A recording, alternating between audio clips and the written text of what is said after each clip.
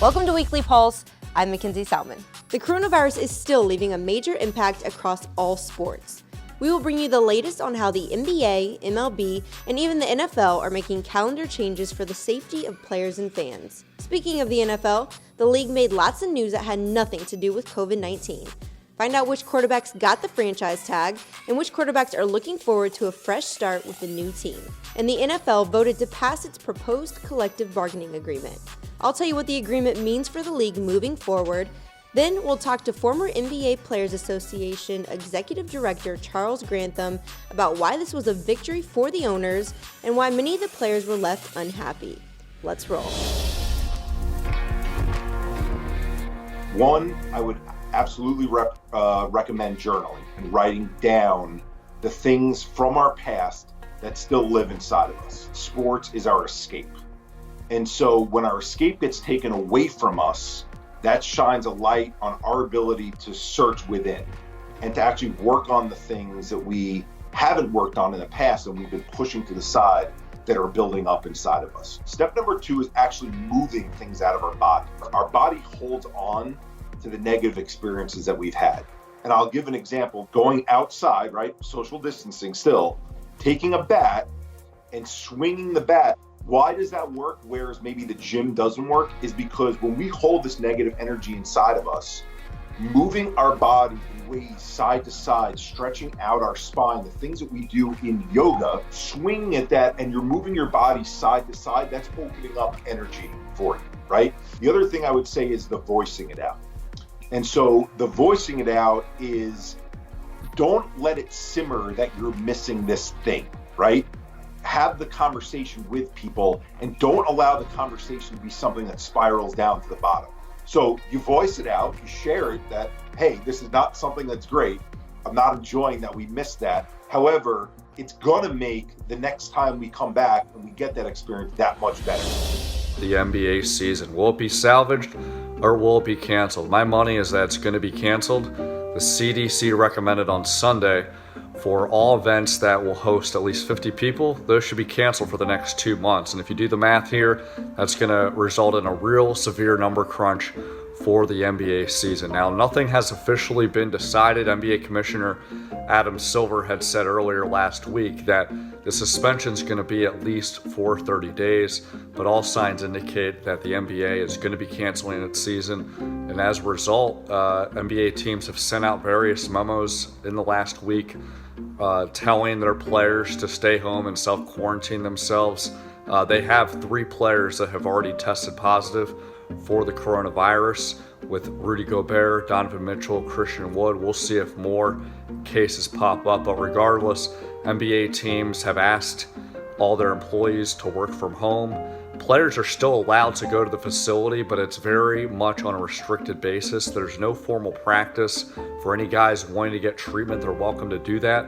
For any guys that want to get an individual workout, they're welcome to do that. But all these players are required not to be in contact in close proximity with other teammates and coaches. So if anyone wants to get a workout in, it has to be with an assistant coach on a one-on-one basis. So a lot of logistical hurdles to overcome here, but the NBA is basically preparing itself that there will be no more games this season.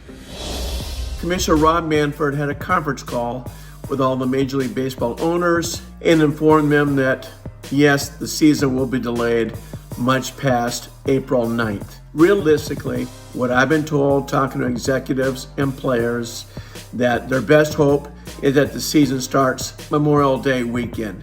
The big question is how long the delay goes and whether it'll be worth it to even resume or start the Major League Baseball season.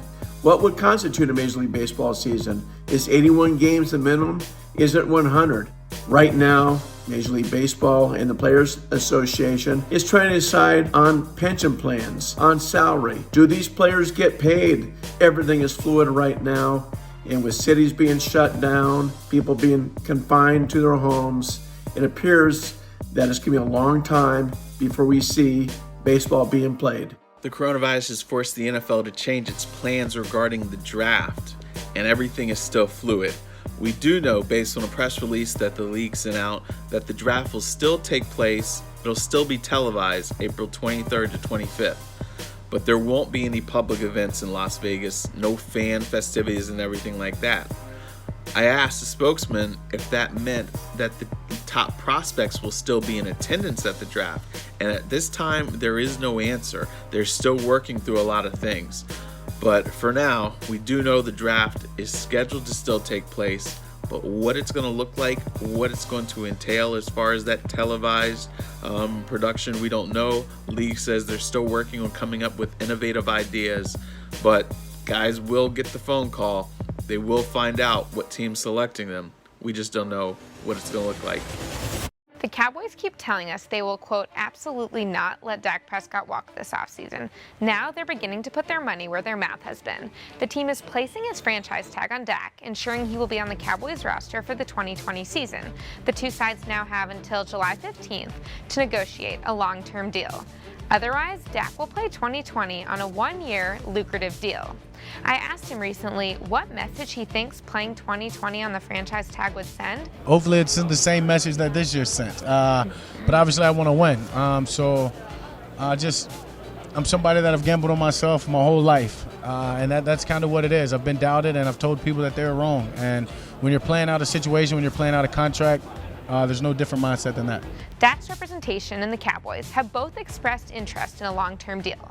The franchise tag is more like a band-aid to buy time than it is a long-term solution because they still need to decide how much Dak will be paid each year and perhaps more controversially, how long will his contract run for. Cowboys owner Jerry Jones told us at the scouting combine this year that the holdup isn't about Dak. In his mind, it's about making the deal work for the team. And ultimately, Jerry must sign off on this deal. The same as I feel about Steven. There's no going forward without Steven or one of your family members. So you got to get it figured out. Dak, meanwhile, said he's not worried about what his teammates will think if the deal doesn't get done. He knows they know that's not why he plays the game. One teammate after he said that actually messaged me and said it's true. He really just wants to have fun and win while he's doing it. As free agency negotiations are getting underway, the Arizona Cardinals pull off a trade stunner. They have sent running back David Johnson to the Houston Texans, and they're getting in return talented wide receiver DeAndre Hopkins, a dynamic weapon for second-year quarterback Kyler Murray. There are some draft picks involved, each team sending back and forth some picks, but the real big get here is for the Arizona Cardinals. They've got Larry Fitzgerald, who may be in his final season. Then to add Hopkins on the other side really should help year two for Kyler Murray, help him take a leap as he continues to acclimate himself to the NFL. But the real head scratcher is the Texans parting with Hopkins, the best weapon that quarterback Deshaun Watson had to work with, and now they've got to find a replacement, whether it's the draft, whether it's free agency. Stay tuned. It's a busy day for wide receivers as now Amari Cooper has gotten paid. 5-year, $100 million deal from the Dallas Cowboys. We were waiting to see, okay, were they going to be able to keep Dak and pay Cooper? They've given Dak the franchise tag. They've now given Cooper the big deal. We'll see if they still have enough money to meet other needs and take care of Dak before the July 14th deadline. Meanwhile, in other wide receiver news, Stephon Diggs is on the move. The Vikings have traded him to the Buffalo Bills. They got a first-round pick, a fifth-round pick, sixth-round pick, and a 2021 fourth-round pick. That's the kind of deal that you get for a number one wide receiver. It makes the Houston Texans look even worse for giving away DeAndre Hopkins. Stephon Diggs was unhappy. He made it known, and now he gets his fresh start. He goes to the Buffalo, where the culture has really changed. He's got a big, strong-armed quarterback in Josh Allen. Still got to work on some accuracy issues, but maybe having a talented wide receiver like Diggs can help him. It's rare to enter an NFL free agency with so many veteran, experienced, and talented quarterbacks available, but that's just what we have, and Phillip Rivers is one of the key players in that regard. I think when you look at Rivers' career, it's been extremely productive, it's been extremely successful, Really, the one thing he's been missing is postseason success, and I think that's one thing that he's gonna obviously have in mind when he chooses his next destination. But let's look at him just purely as a passer and what he still brings. I think his pocket presence really is the best facet he has. A lot of quarterbacks don't have that internal clock when they sort of understand and recognize when pressure is breaking down and when they need to get rid of the ball, when they can linger, when they have to get out of the pocket. Rivers does have that clock in his mind. He's excellent at feeling pressure, bouncing around, and even taking hits and having to deliver the ball right until the last moment. He can do that. With that said, I think one thing Rivers absolutely needs to clean up is turnovers. He was far too reckless with the ball. Last year, he had 20 interceptions versus 23 touchdowns, which is pretty high for him given his career numbers. He just really had some questionable decisions. I think he felt a lot of times that he had to force the ball. He had to make plays when they weren't there.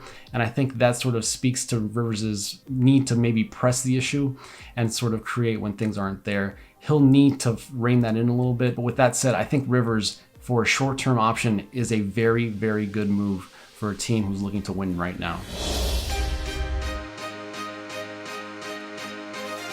The Tennessee Titans moved extremely quickly. They lock up their quarterback. They re-sign Ryan Tannehill to a massive deal. That's a great contract for him. But it also makes a lot of sense for the Titans, and here's why. Tannehill is not the best quarterback out there. There are others who are more talented, who have better arms, who understand NFL offenses a little bit better than him.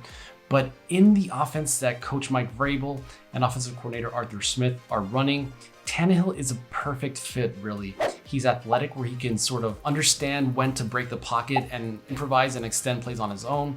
He can help add that element of the run-pass options, but he's also showed that he can be accurate and can deliver the ball down the field. He built an excellent connection with A.J. Brown, Jonnu Smith, Corey Davis, Adam Humphries, the receivers on the Titans roster. And I think that he's really a piece that just makes sense for that reason. So when you look at his weaknesses, I think we have to consider that he did have a breakout season in 10 starts last year, but it's still a limited sample size.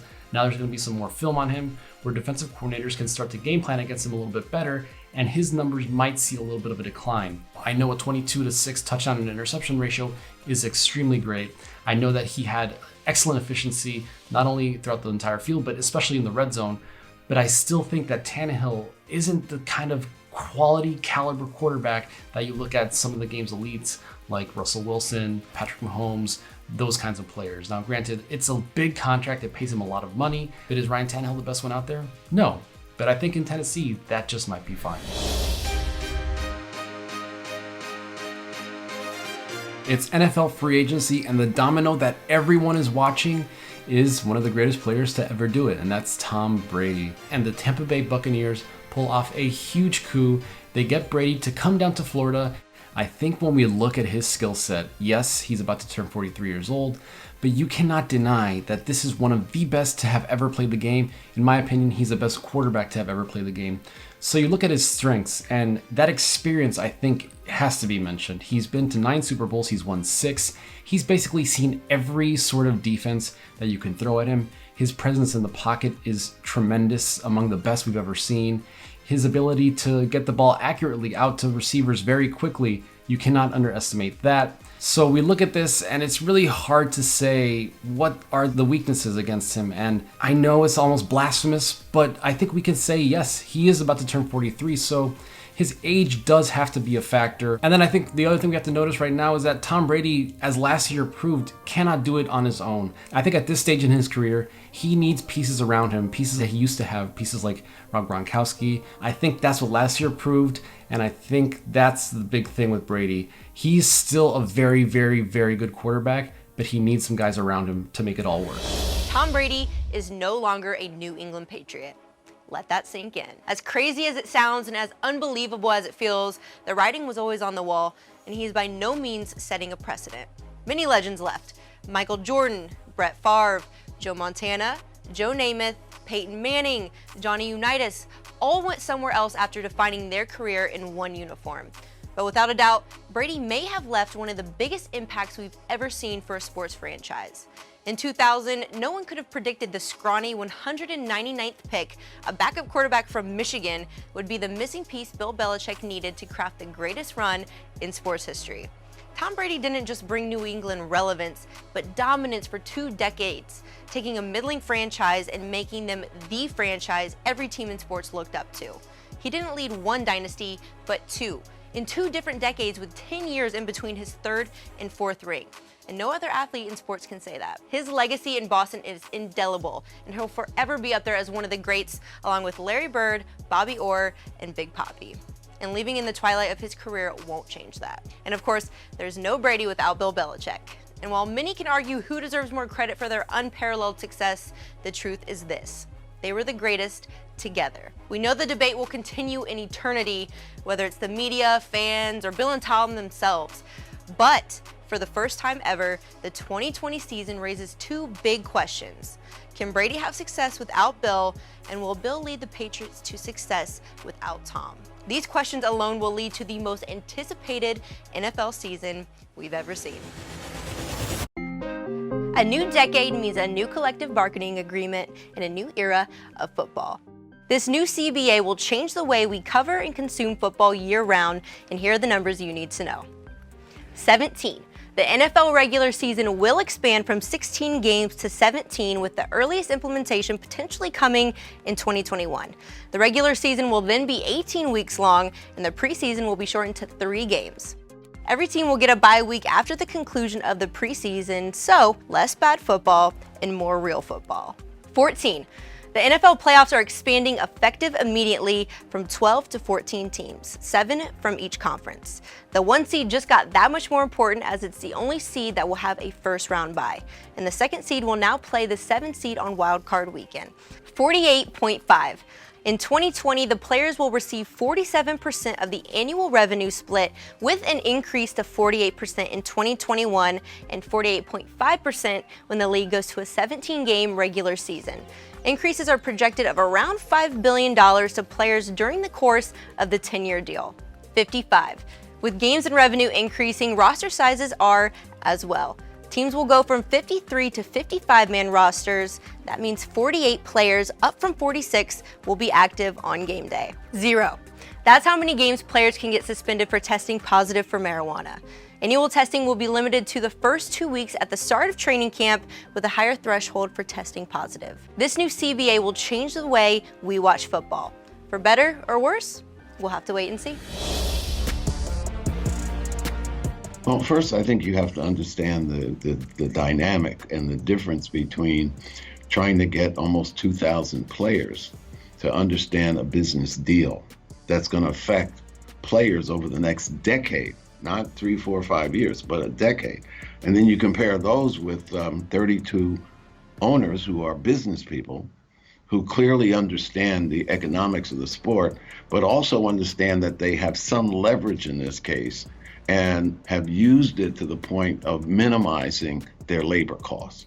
Okay, so if you keep that in mind, and also understand that there's sort of endless supply of football players, because every year you got a new group coming out of college, and you've got the draft coming up, et cetera, et cetera. So a 10-year agreement, when you consider some players have a lifespan, depending on what position they play, could be as little as 2 years. That's like 5 generations of players to some degree. What they have been able to do and maintain over time, because those who own teams plan for timeliness. In other words, long-term institutional minimizing that institutional change is status quo is good for them. Whereas these young players turn over every 2 or 3 years. Those who've been around a while recognize that, hold it. This is a big business that's looking to generate somewhere between 16 and 18 billion dollars. And if 60% of our players are hovering around the minimum wage, then there's something wrong with that balance, or that revenue share that we call the revenue sharing agreement. And since in 2011, the NFL players lost about 10 points on their revenue share. So now we advance to 2020, and they'd like to extend the season by 1 game and give us back maybe 1.5 point of the 10 that we lost 8 or 10 years ago. Okay, so that's the complication. So you have veterans who've been around that long who recognize what happened then. You've got new players who don't. And all of this in the context of we need a new agreement because ours expires a year from now, not this year, but next year. So those who were anxious about the deal were saying, well, why are we negotiating a deal 1 year before it's actually expired? And do we have more time to perhaps getting better terms and conditions? And then those younger people who are looking at getting that increase of their minimum salary, however slight it may be the first, second, or third year, are anxious to sign on and get it because many of them realize that I only may play 2 years. I may only play 2 years, okay? So it's in that kind of environment that you had this kind of friction, and sure it was compounded by the state of America at the time too as well. But remember, this is a 10-year agreement, a 10-year collectively bargained agreement. Now that gives the NFL labor peace, and it also gives them the opportunity now to take this content that they own and negotiate the most favorable terms with their broadcast partners. Okay, so that's the business side that they're looking at. On the other hand, those who are unionists are looking and saying, well, yeah, you're getting labor peace for 10 years, but are you getting your fair share of this incremental difference that may come about as through gambling income and revenue? The fact is simple, that NFL football is the best sports brand in the world. It's in great demand, and I doubt if any of those broadcast partners would be willing to sacrifice their rights or by getting out of the ball game, so to speak. So that's why there was so much tension around this particular agreement. And now that it's done, you're going to have a split in the union, which is pretty clear that almost half of the players are not satisfied with this agreement, which may cause some issues going forward internally for the players' union. We always also must remember that just the way the business has simply worked out, that the management has always been interested in these long-term agreements, whereas unions have been far more transactional, and that looking to get the minimum salaries increased, or getting pensions increased, getting disability, all of those things were touched in this deal. The question would still center around, and will until the time, we'll see what happens in time, but we'll continue to ask, the 17th game, did we get enough in return for giving up another game that will jeopardize our health and welfare? That's how I think most of these players look at it.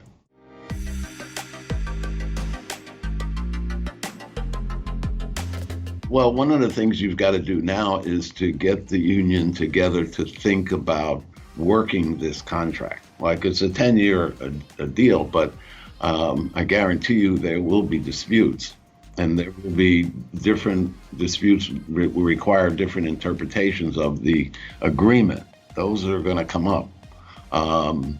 So I'm sure right now he's just trying to get the players to understand what they really got from this deal and why it was beneficial to sign on for a 10-year deal, 10-year commitment. That's it from us at Weekly Pulse, your heartbeat to what's trending in sports. Hey sports fans, if you want to see more videos like this, check out some of our other ones right here. And if you like what you see, hit the subscribe button and stick around for more from USA Today Sports.